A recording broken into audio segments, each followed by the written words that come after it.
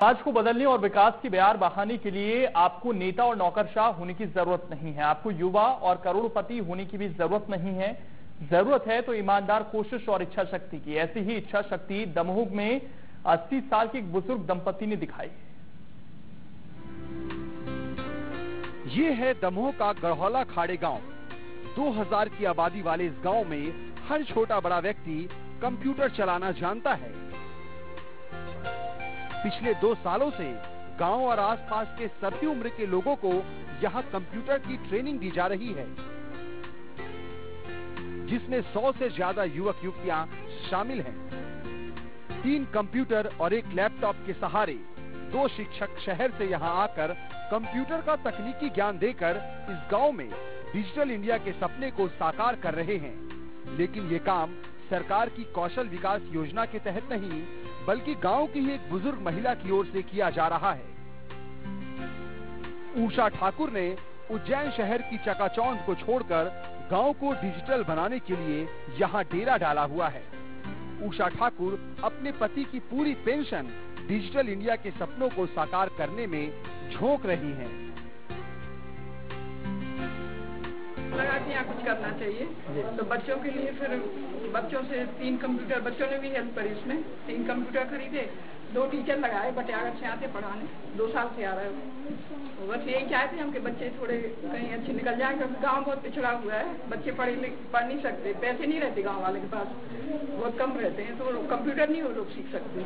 तो यहाँ कंप्यूटर सिखाते हैं। कृषि भवन है एक पंचायत का, तो इसमें सिखाते हैं। सरपंच की भी बहुत हेल्प रहती है।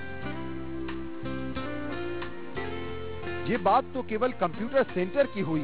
उषा ठाकुर और उनके पति गांव के युवक युवतियों को उनकी इच्छा और योग्यता के मुताबिक आगे बढ़ाने के लिए गांव में ही प्रतियोगी परीक्षाओं, पीएससी, वन रक्षक सहित अनेक कौशल विकास के लिए प्रशिक्षण देने की व्यवस्था करते हैं।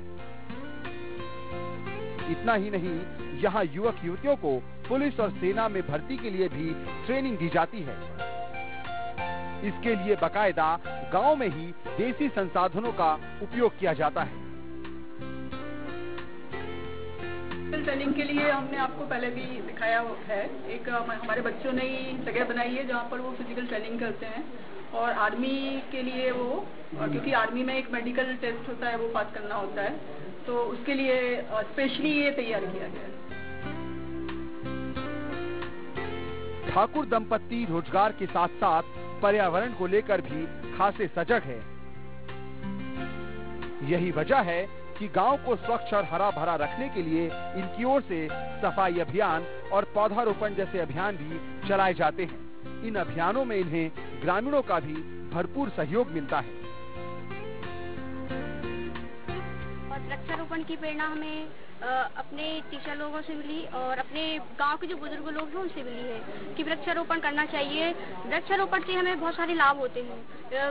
वृक्षारोपण से हमें बहुत सारे लाभ होते हैं, जैसे कि शुद्ध वायु मिलना और हमारा वातावरण भी शुद्ध रहता है। हम सभी समस्त क्लास के बच्चे प्रतिदिन गांव में जाकर स्वच्छता अभियान पर रैली निकालते हैं और लोगों को जागरूक करते हैं कि वो गंदगी ना करें, और जो बाहर शौच करते हैं उनको हम लोग समझाते हैं, उनको जाने से रोकते हैं कि वो बाहर ना शौच करें।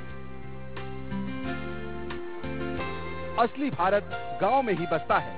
ताउम्र अच्छे और बड़े पदों पर काम करने वाले लोग ठाकुर दंपत्ति की तरह शहर की चकाचौंध को छोड़कर अपने गांव के विकास के लिए इसी तरह निस्वार्थ भाव से काम करने लगे तो यकीनन 21वीं सदी में गांवों की तस्वीर ही अलग होगी। विवेक सेन, इंडिया न्यूज, दमोह।